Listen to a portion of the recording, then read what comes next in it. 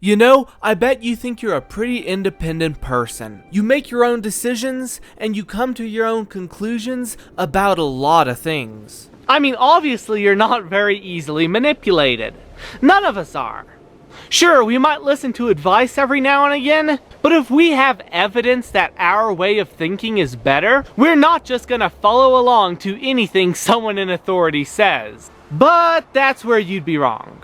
You see, in July of 1961, a study took place that would change the way people think about influence, manipulation, and authority. Now, if you haven't heard of it, this study is called the Milgram experiment. Knowing the results of this study can be the difference between being manipulated and coming into your own opinions and decisions based entirely on your own free will. This is the Milgram experiment.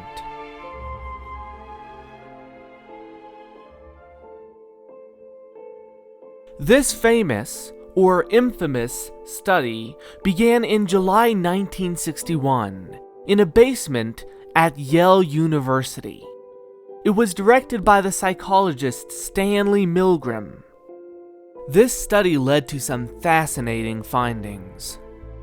Now, Milgram was born in 1933 in New York City. His Jewish parents had immigrated to the United States during World War I. Growing up during World War II, the Holocaust affected Milgram and his family greatly. After the war, relatives who had survived the Nazi concentration camps and who had suffered from their atrocities stayed with the Milgram family for a time to recuperate. Milgram remembered this for the rest of his life. He revealed some of his feelings about these events in a letter he wrote to a friend. I should have been born into the German-speaking Jewish community of Prague in 1922 and died in a gas chamber some 20 years later. How I came to be born in Bronx Hospital, I'll never quite understand. Even before joining Yale University, Milgram was fascinated with the human nature to obey authority and commands. This stemmed from his personal experience and fascination with the Holocaust. He'd always wondered why a civilized country like Germany had blindly followed their leaders' orders. Why had they obeyed such a monster? It wasn't just one insane dictator who had pulled the countless triggers. Nor was it that dictator who had used his own hands to exterminate countless people. So why did people listen to his orders? He was obviously insane. Surely they had to know it was wrong and immoral. Milgram wanted to understand why this happened and why people obeyed authority and dictators and orders the way they did. So he decided to run a little experiment. The study was actually fairly straightforward. A participant, let's call him Johnny, was recruited and conducted into a laboratory. Now he was paid like $4 for his time, and he was told that he was about to partake in a study about memory and learning. Now Johnny was informed that there were to be 2 participants, one with the role of teacher and the other with the role of student. Along with a fellow participant, Johnny drew lots to figure out who would be the teacher and who would take the role of student. The student, they were told, would be strapped to a chair with electrodes. After he had learned a list of word pairs which he was supposed to memorize, the teacher will test him by naming a word and asking the student to recall its pair from a list of 4 possible choices. Johnny was certainly a lucky man because he got the role of teacher. Lucky, otherwise he'd be strapped to a chair getting shocked. But that's the plot twist. The student was not a student, and they weren't a subject either. In reality, the student was a paid actor. The experimenters had given him a little bit of cash to pretend that he was a fellow student. But he wasn't.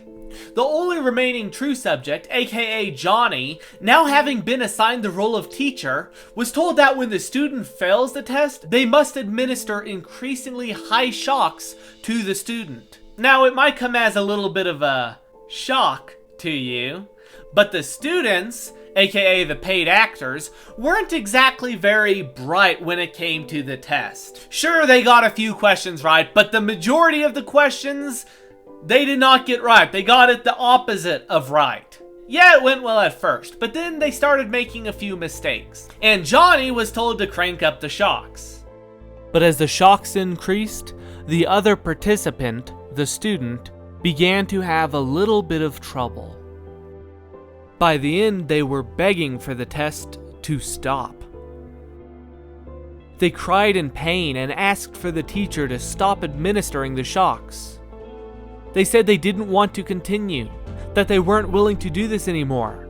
They wanted out. In actuality, there was just a tape recorder which played these voice lines, while the student lounged about doing who knows what. But the teacher, our Johnny, did not know this.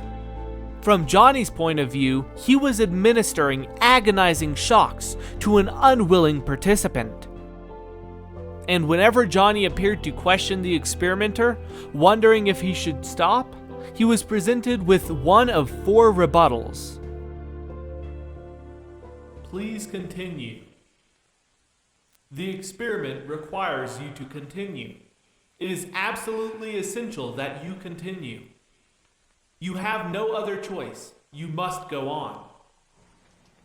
If the teacher confronted the experimenter 4 times and wished to stop, the experiment would be halted.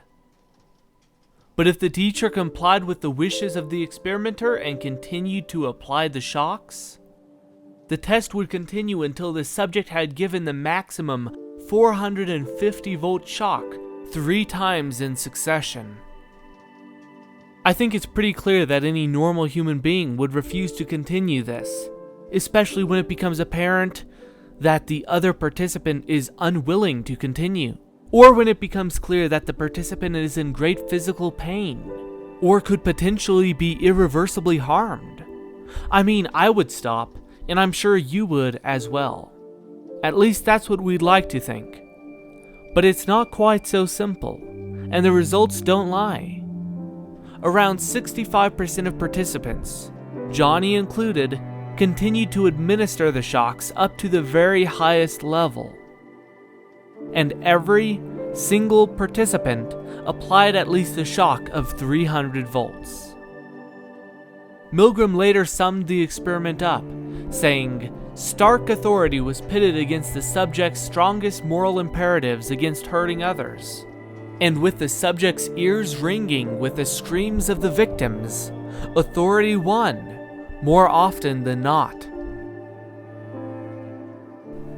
And that's really interesting. But why is this so important? Well, I'll tell you why. You see, we as people have a great influence over the society we live in. And that great influence is contested by many politicians, actors, and influencers every single day. The television you watch, and the people you listen to, and the radio shows you tune into before you go to bed. All of these sources can be used to manipulate us as people to blindly follow authority which there is no reason to follow. As some of the unwitting participants of this study messaged Milgram in the later years of their life, knowing how people worked and how people were influenced was a great asset to them because they could avoid the very tactics which Milgram had exposed. These days, the United States is divided, and one of the sides is wrong. Which is why everyone in America, and everyone in the world for that matter, needs to understand how important this experiment and these tactics are, and needs to watch and be aware every day, no matter who they talk to, of these manipulation tactics. Just because someone's in authority doesn't mean they're right. It's up to us to understand this and then question authority. Obviously, we shouldn't fight authority for the very sake of the word, but to fight authority which is unfounded and which undermines our values and personal beliefs and the truths of this world, I'm all for that.